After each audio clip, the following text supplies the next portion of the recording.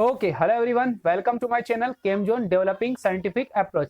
इस वीडियो में हम बात कर रहे हैं क्रोमोसोम्स की। तो चलिए स्टार्ट करते हैं। वीडियो स्टार्ट करने से पहले अगर आप हमारे चैनल पर न्यू हो तो प्लीज सब्सक्राइब कीजिए और बेल आइकन को प्रेस कीजिए।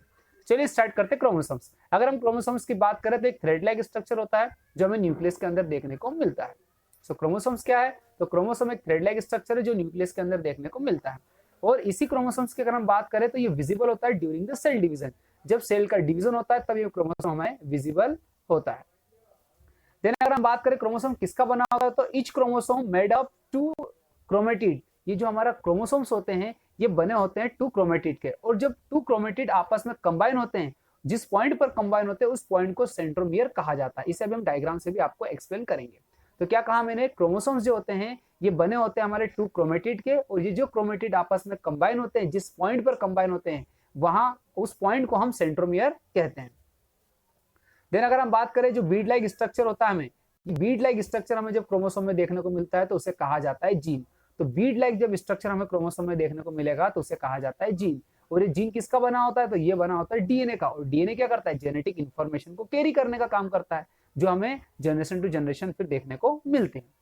और इसी तरह से अगर हम बात करें कि इन सम वायरसेस, कुछ वायरस ऐसे होते हैं जिसके अंदर आरएनए जो होता है जेनेटिक मटेरियल का काम करता है, तो उसे कहा जाता है रेट्रोवायरस। सो वायरस या कहे कि कुछ वायरस ऐसे होते हैं जिनके अंदर आरएनए हमारा जो होता है वो जेनेटिक मटेरियल का काम करता है, इसीलिए उसे क्या कहते हैं, फिर हम रेट्रोवायरस के नाम से जाना जाता है।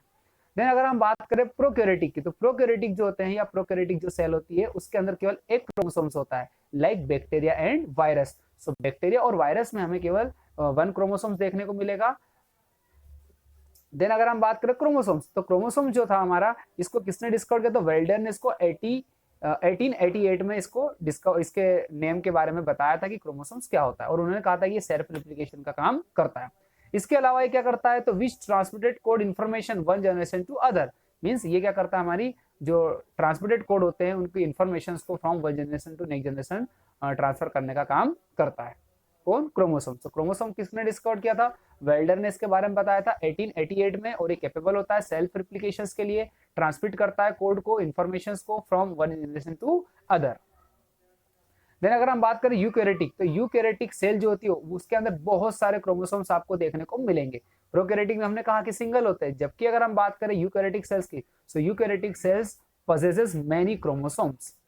चलिए आगे बात करते हैं। तो आगे हमारे पास आता है कि पर्टिकुलर अगर हम स्पीसीज की बात करें तो उसके अंदर डेफिनेट नंबर ऑफ क्रोमोसोम्स देखने को मिलते हैं उसकी सेल में।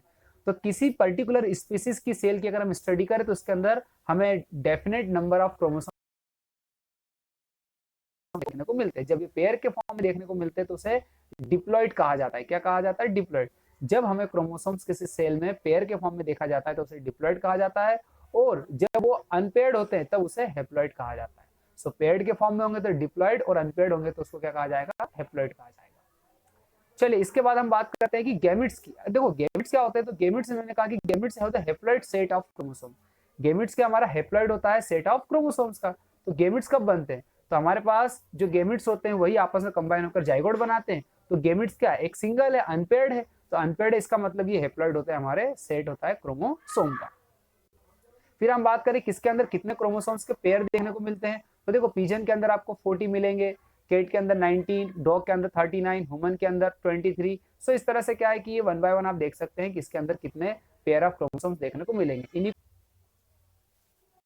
चलिए अब हम बात करते हैं इसके स्ट्रक्चर की। सो क्रोमोसोम्स के अगर स्ट्रक्चर की हम बात करें तो ये जो क्रोमोसोम्स होते हैं ये हमारे टू क्रोमेटिड के बने होते हैं। और ये जो क्रोमेटिड होते हैं एक दूसरे के आइडेंटिकल कॉपीज भी होते हैं। ये क्रोमेटिड जिस पॉइंट पर जुड़ते हैं उस पॉइंट को हम सेंट्रोमियर कहते हैं।